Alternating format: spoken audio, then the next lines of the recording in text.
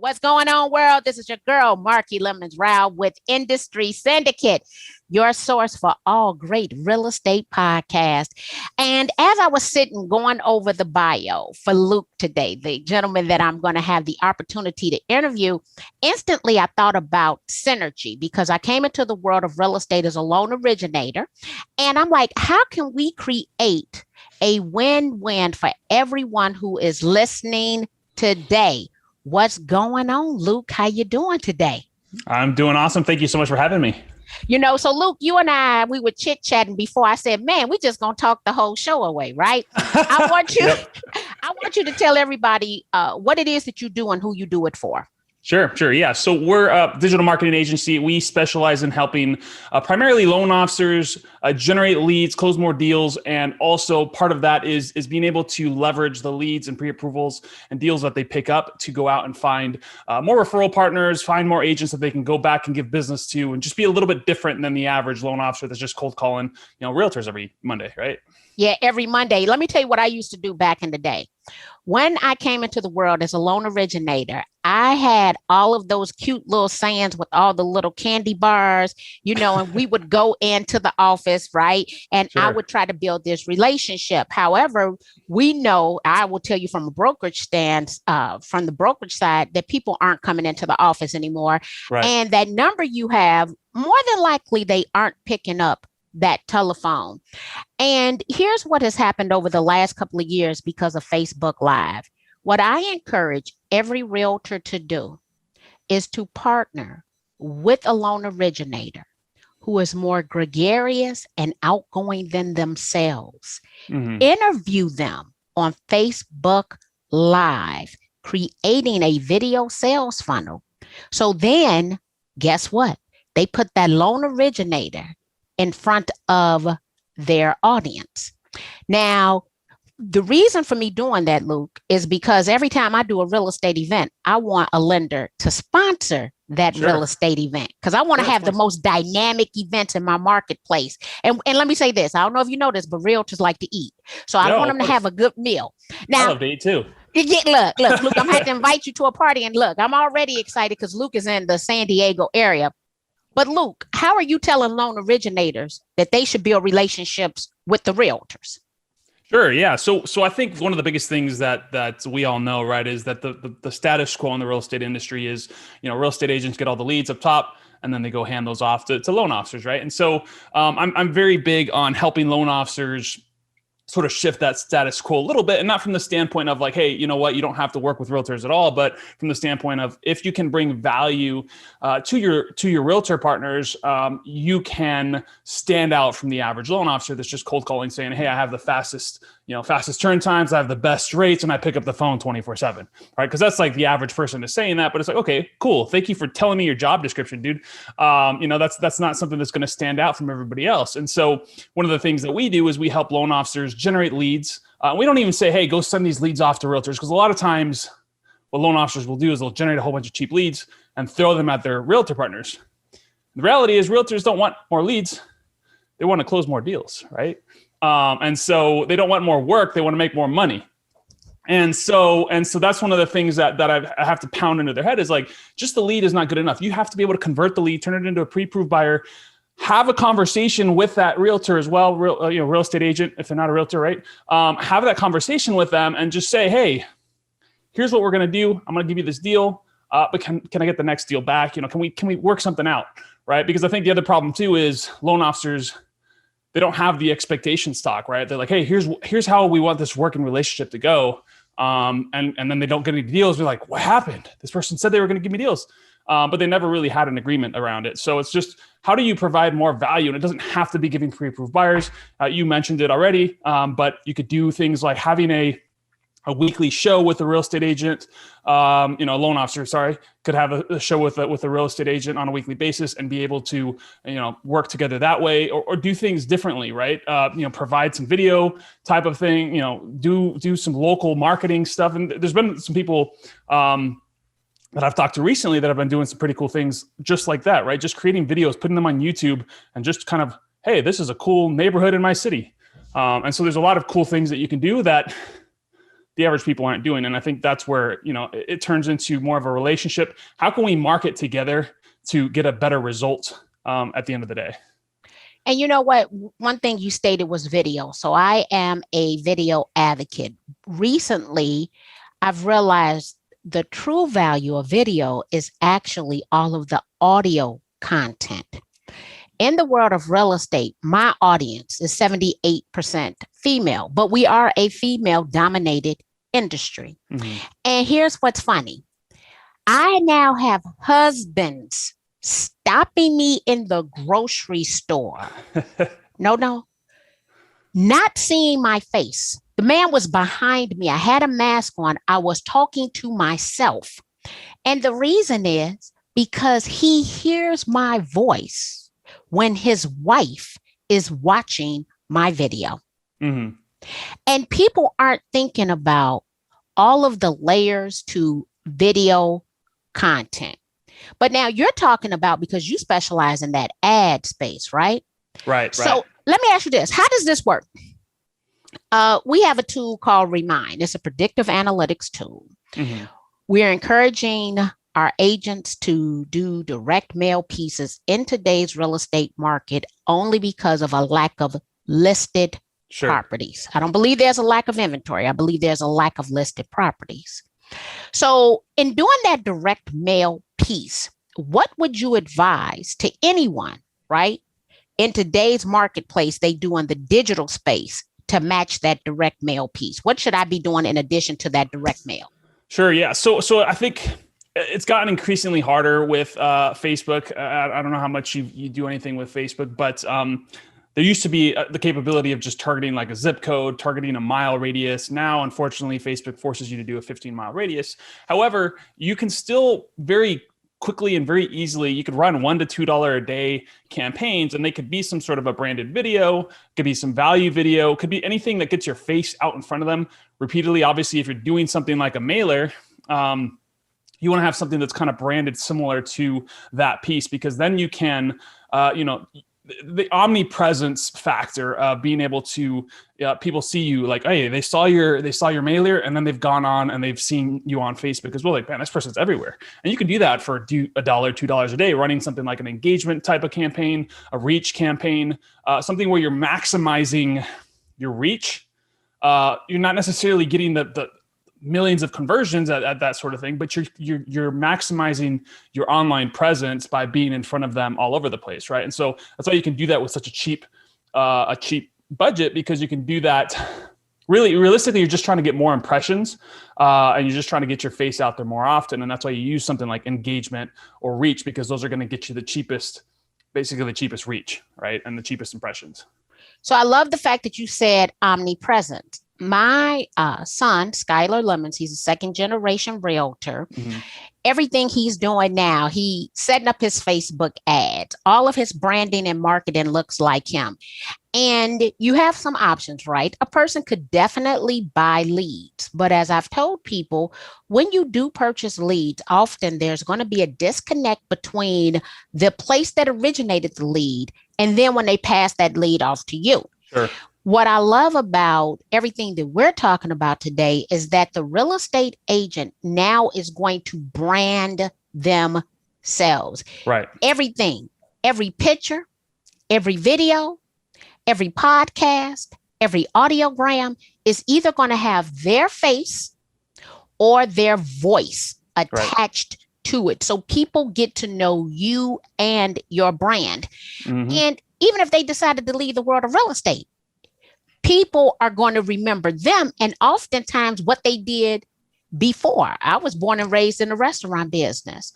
Most people know I was born and raised in the restaurant business. How do I know that? Because every time there's an article about Lem's Barbecue, my friends are tagging me in an article on my family's barbecue restaurant.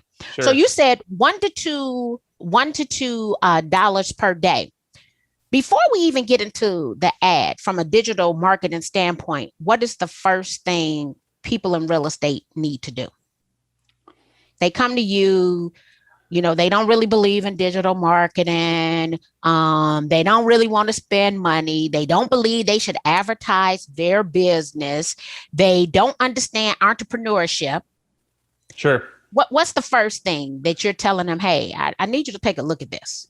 Well, and you just hit on it a little bit, I think, is a lot of people, and I find this in the loan space as well, is like they're not running their businesses as a business, right? And so they don't understand investing. And you see this all the time. Someone's like, hey, I got $1,000 to spend a month. What should I do with it? And you see like in the comment section, like, oh, just why are you going to spend money on leads? Why are you going to spend money in marketing? You can just call your SOI. You can just do that. And it's great. You can do all those things. But the reality is like businesses spend money on marketing. Like that's just part of how businesses work, right? And so I think that's the first thing, right? Is just understanding that, you have to market your business. A lot of people do hope marketing, right? Hey, they have such a great service and they hope people are going to come work with them. But the reality is that doesn't work very well.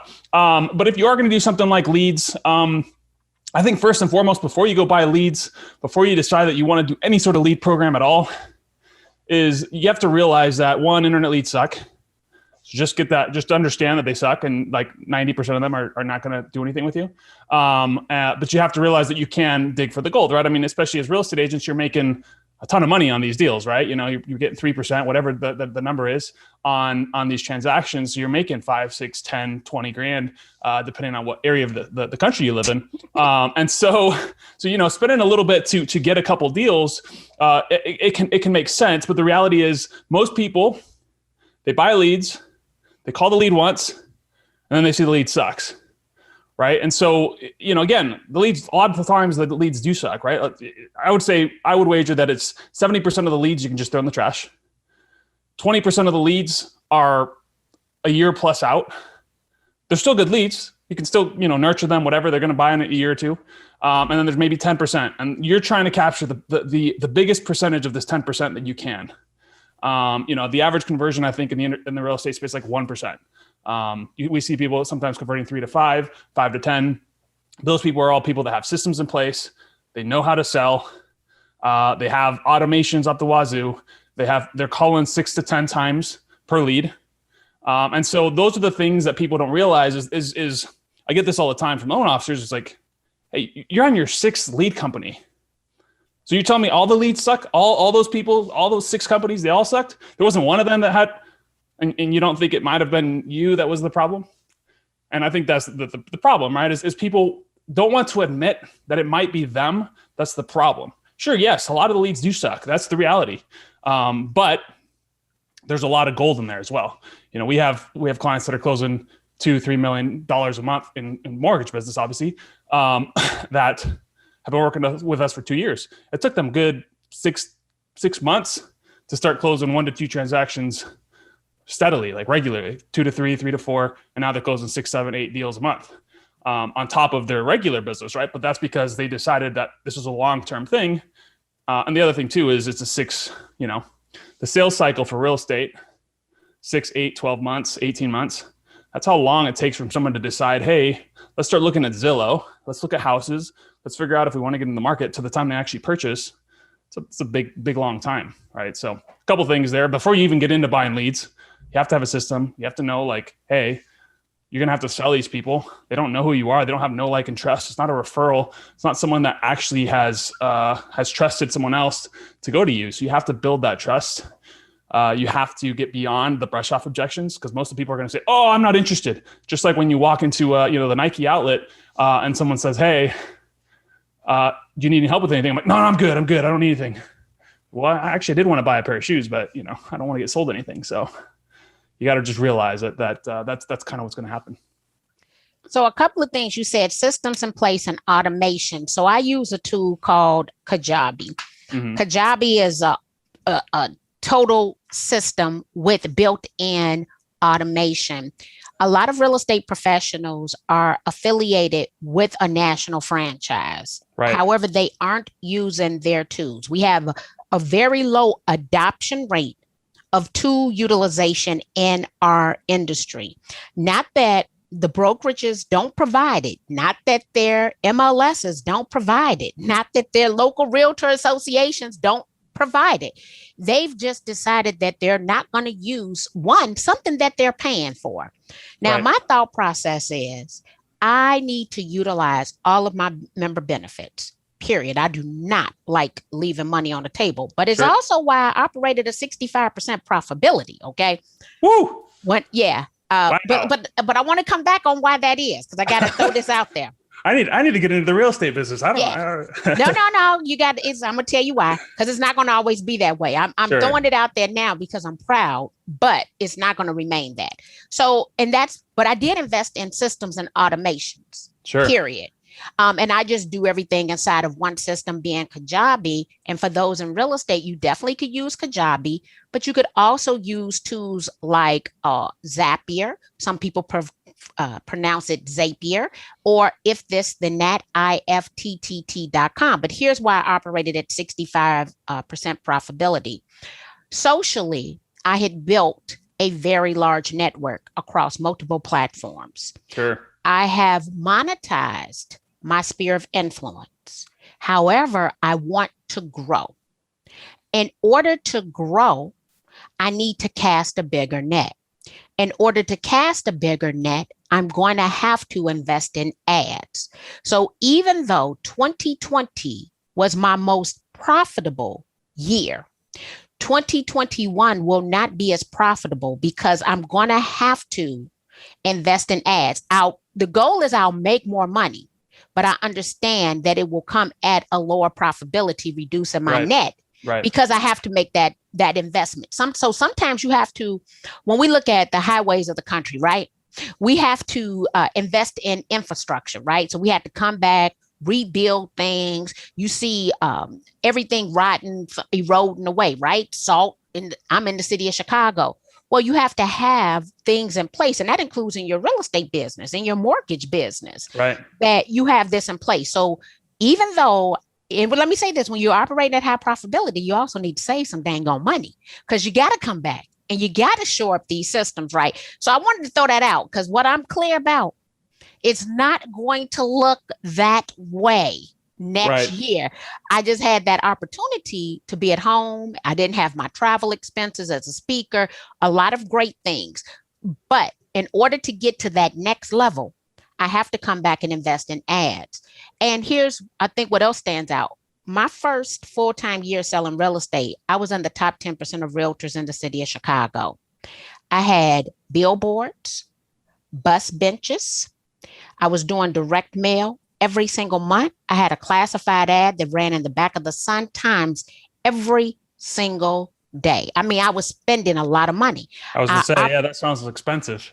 It was expensive. And guess what? I operated at, and let me say this, I netted more money last year than I did then, right? Being in the top 10% of realtors in the city of Chicago. So we could spend $1 to $2. We need to implement systems. We need to implement automation. How do you foresee loan originators working with realtors in 2021 in order to ensure that they are, not from a refinance standpoint, but that they are in alignment with the agents who are closing the deals, since we're in a hyper seller's market? What can we do this year? Well, and real quick to hit back on your point of having to spend on ads, things like that. Also growing a team, right? Like you grow a team, you got to pay. You have payroll now. You have these things that that you need to. But again, coming back to the business standpoint, it's a bigger piece of a smaller piece of a bigger pie, right? If you want to continue to grow, there's at some point that scalability issues. Plus, like, do you really want to be working 18-hour days forever? I know it's crazy market in 2020, and everybody was working crazy hours. Working with loan officers, they're doing refis like crazy as well. And so one of the biggest things that I tried to remind our clients as well is that right now rates are great. So you're doing all your refis, great. Go get that paper. You're good. Like, go make money. But also understand that this is not going to last forever, and you can't neglect your referral partners. And you have to continue to build relationships with the referral partners and find more referral partners, because at some point the influx of business from the low rates is going to go away. That's just inevitable. At some point in the next, whatever time it is, 6 months, 8 months, 12 months, 24 months, 3 years, it's going to happen at some point. And the inventory is going to be better. Like we'll have more houses on the market, but we'll have less buyers on the market, because not as many people are going to qualify because rates are higher. And so there's a lot of things there that I think loan officers a lot of times they forget and they get really into the refis. And again, going back to, they're not building a business. So they do. And I like to say this is like salespeople, humans in general, we're lazy, right? We're lazy in not the sense that we're not working hard, but we take the path of least resistance, which is just doing it all yourself.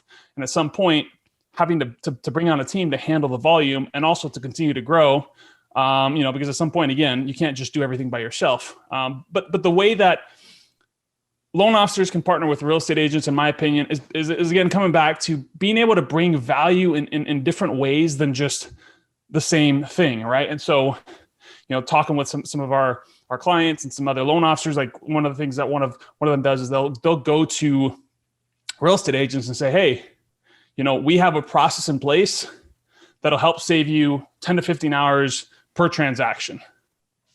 Right. So talk about that in a money standpoint. What does that mean? What can you do with those extra 10 to 15 hours a month or whatever per transaction?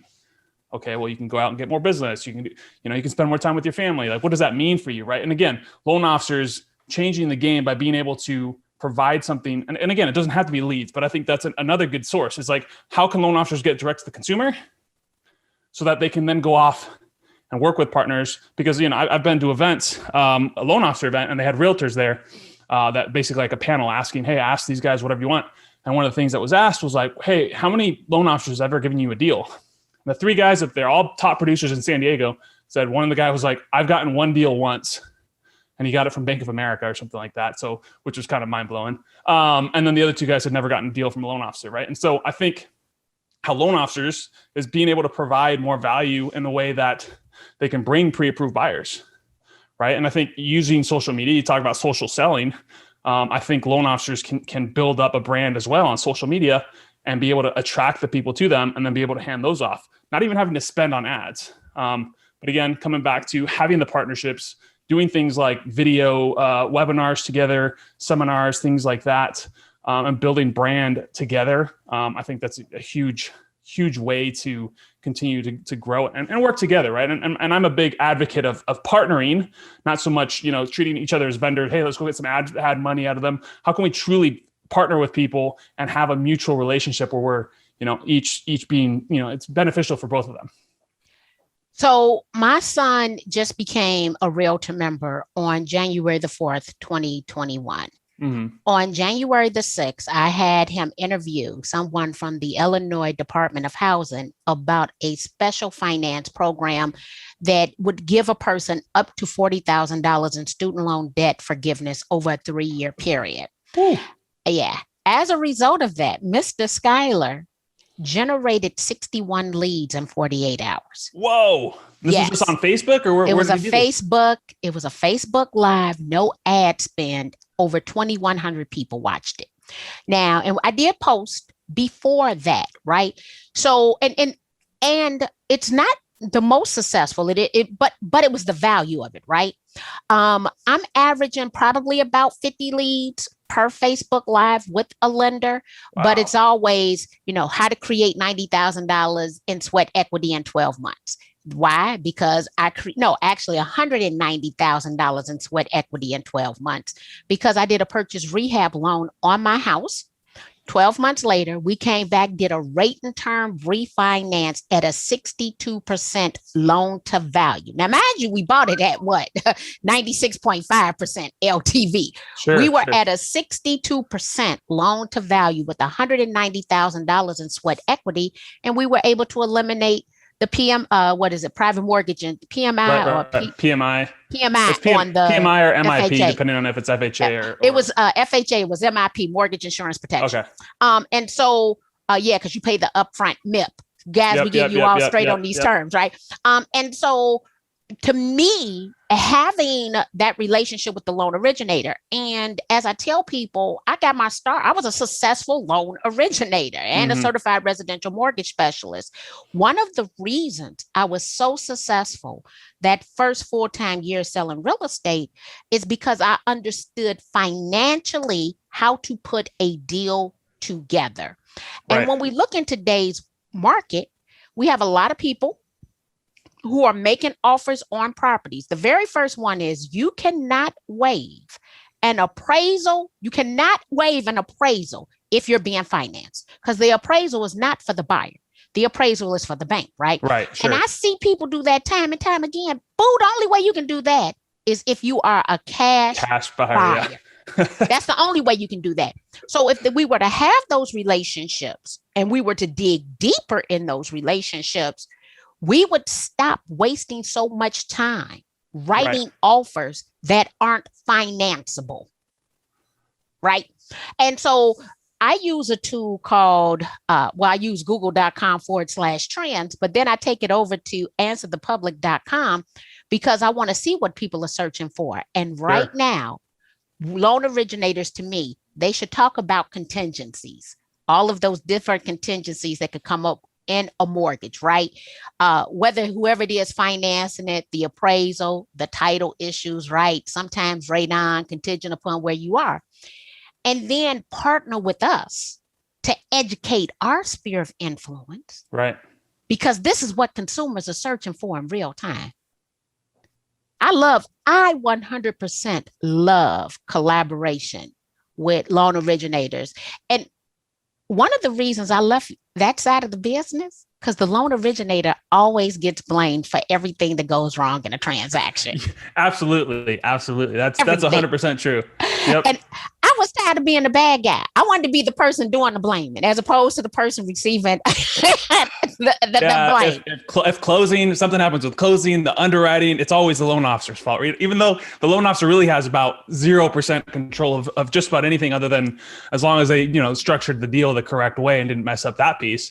Everything else is pretty much on their company to handle or a million other things. And the underwriting. So Luke, how would one connect with you and work with your organization in order, one, to even have a better understanding of what loan originators go through, but in order to create enhance and grow their digital brand? Sure. Yeah. I mean, so, you can connect with me. I mean, I'm on Facebook, so I'm pretty active on Facebook as well. I used to do a lot more posting and stuff like that. I've gotten kind of lazy, just spending a bunch of money on ads now because, it takes so much time to create content all the time. But you can find me on Facebook. I think it's Luke Shankula, or L Shankula is my username on Facebook. That's my primary area. You can just reach out to me there. Check out our website, paragondmg.com. Was that the question, or am I answering the question wrong? Yeah, no, you answered the question. Absolutely, absolutely correct. Tell them your website again. Sure. paragondmg.com. So Paragon Digital Marketing Group, paragondmg.com. Well, you know what, Luke, I appreciate you. I hopefully we've given loan originators and real estate professionals some ideas on how they can collaborate and work together in order to increase their digital footprint, thereby generating more leads. Mm-hmm. And we want them to implement systems and automations into their business. I want to thank everyone for tuning in to Social Selling Made Simple with Industry Syndicate, your source for all real estate related podcast information. Have a good day.